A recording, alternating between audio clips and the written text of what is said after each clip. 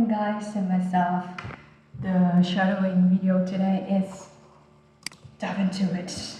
I don't want to say anything more. Let's go.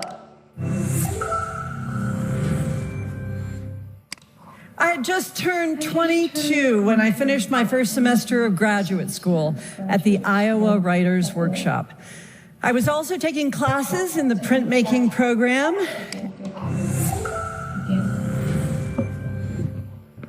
I had just turned 22 when I finished my first semester of graduate school at the Iowa Writers Workshop.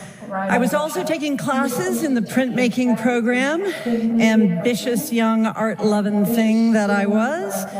I had flown from Iowa City to Chicago O'Hare, where I'd change planes and go home to Nashville for Christmas. I had my Hermes 3000 typewriter with me, technically portable at 14 pounds, because I wrote stories. I also had a shoulder bag of zinc plates, which I planned to engrave over the break.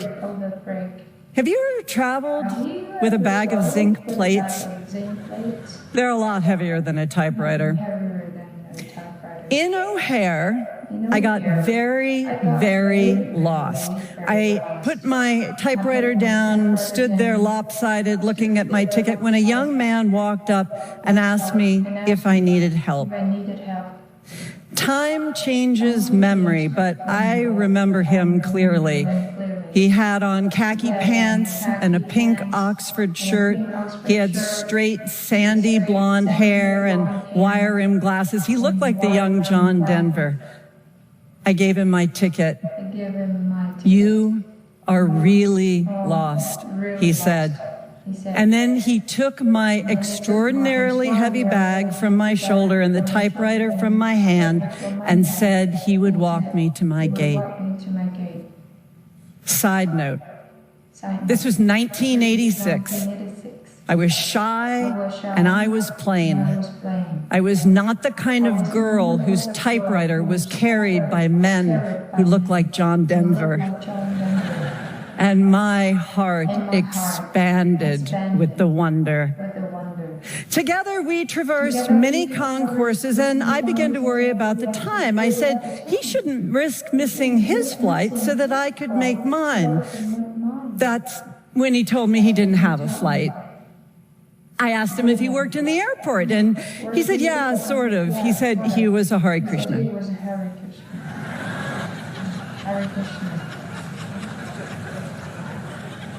What a beautiful world it was when you could still get lost in an airport, when zinc plates sharp as meat cleavers filled your carry-ons, when Hare Krishnas, those dancing, chanting members of a religious sect, roamed freely from gate to gate. I was terrified. But of what? That he'd kidnap me and make me a vegetarian? I was already a vegetarian. I had to keep walking with him because he had my typewriter, and I was in love with my typewriter. In those days, there were no screens updating travelers as to departure times, so I didn't know that my flight was 2 hours delayed until I reached the gate. The Hare Krishna laid my burdens down and said he'd wait with me. Cùng bia Sài Gòn kết nên lễ lớn, vui lễ trúng lớn đến 50 triệu đồng. Người dưới 18 tuổi không được uống rượu bia.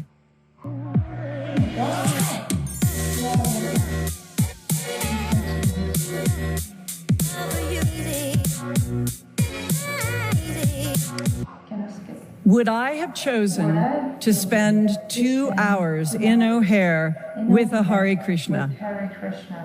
No. But I lacked the courage to bolt. I decided that, given the circumstances, the only thing I could do was listen. The ability to really listen to another person is an essential skill for a novelist. It's an essential skill for all human beings.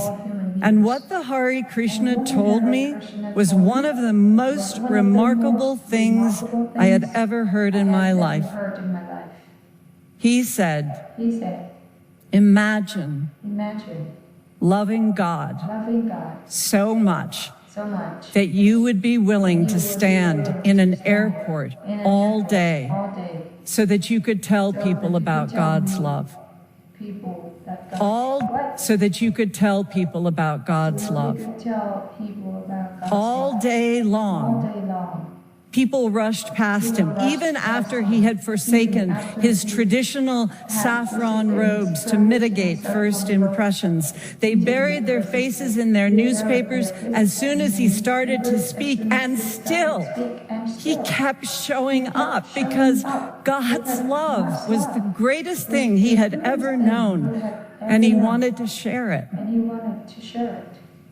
When I finally made it home to Nashville, I told this story to everyone. In fact, I told it for years. 2 hours in an airport with a Hare Krishna. But as I got older, I could see myself becoming that Hare Krishna, wanting to testify about the greatest love in my life, which is reading. So great is my need to share this love that it outweighs my significant need for privacy. I gave up printmaking when I left Iowa, but books have been my steadfast companions, my solace, my teachers, my companions. My solace, my teachers, my joy. I can't imagine what life would be without reading. And so pretty much every day, in every situation I find myself in, I'm out there sharing the good news. For a long time, my love for books was more cloistered, less zealot. But in 2011, all of that changed. The 2 major bookstores in Nashville closed, and after waiting around for someone else to open a bookstore, I decided to do it myself.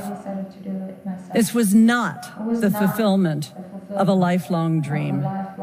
It was more like irritation. People love to tell me that bookstores are dead, that books themselves are hobbling towards the dust heap of cultural irrelevance. Heresy, I say. Books are the rock on which I built my church.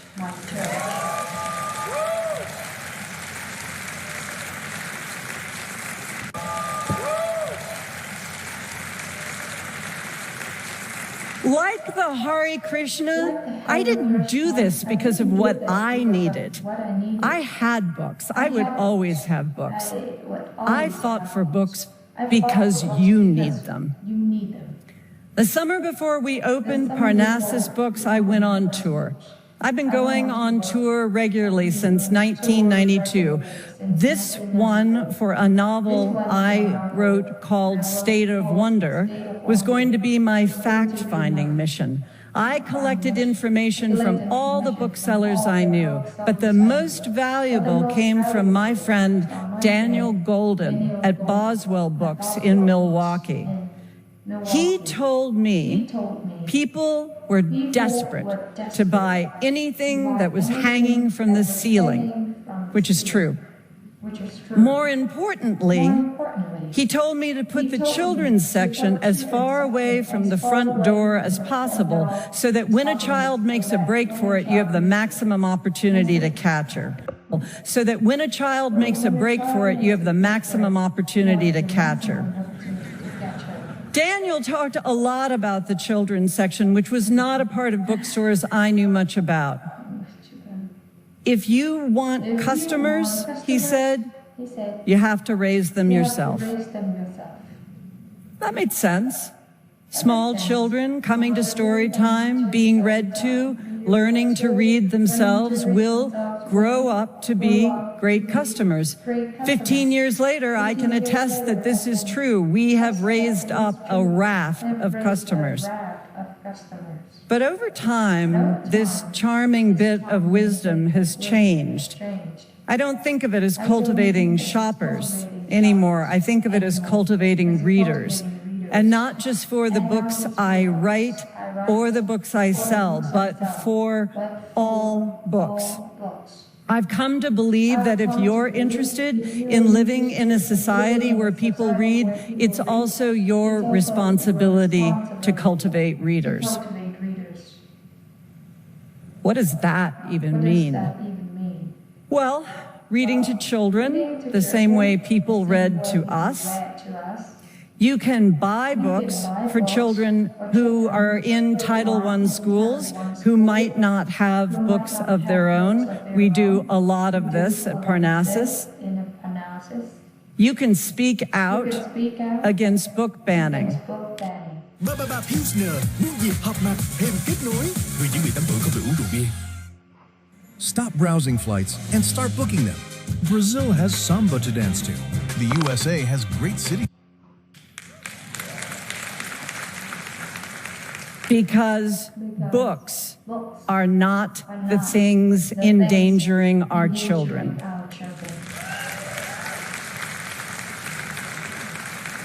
And speak up for teachers and librarians endangering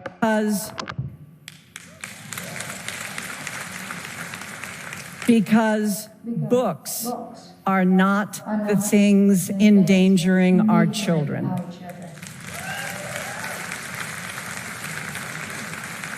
And speak up for teachers and librarians who are doing the jobs that they've been trained for. Also, you can just read a book. Do you wish that people read books instead of, say, constantly scrolling on their phones? Then read books. Do you want your children to be readers? Then model that behavior. Of course, you're going to read to them, but they also have to see you read. Like all the people who told me not to open a bookstore, you may be wondering if books are even relevant in this golden age of technology. Think of it this way. Every piece of information coming out of your computer or phone is a single thread.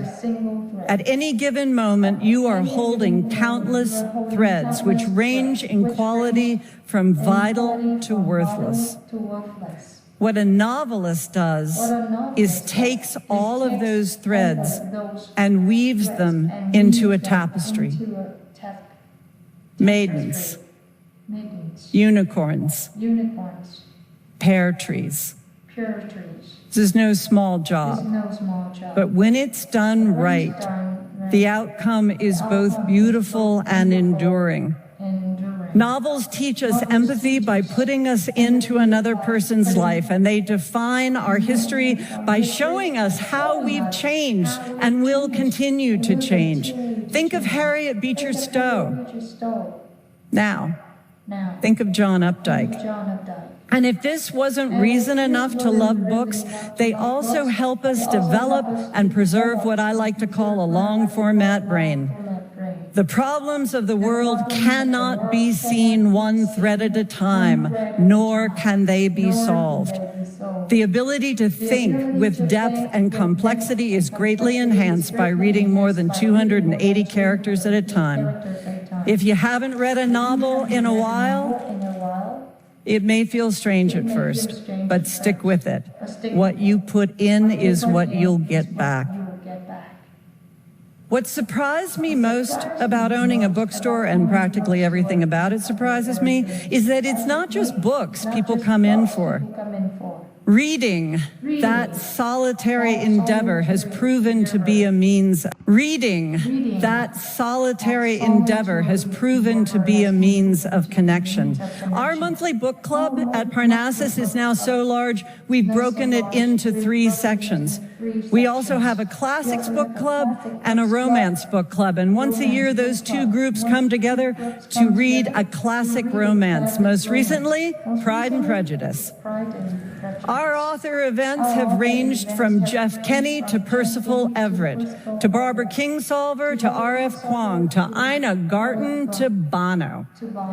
And whether it's presidential histories or mysteries, what we see is that books give people the means by which to connect. The conversations may start with books, but they go everywhere.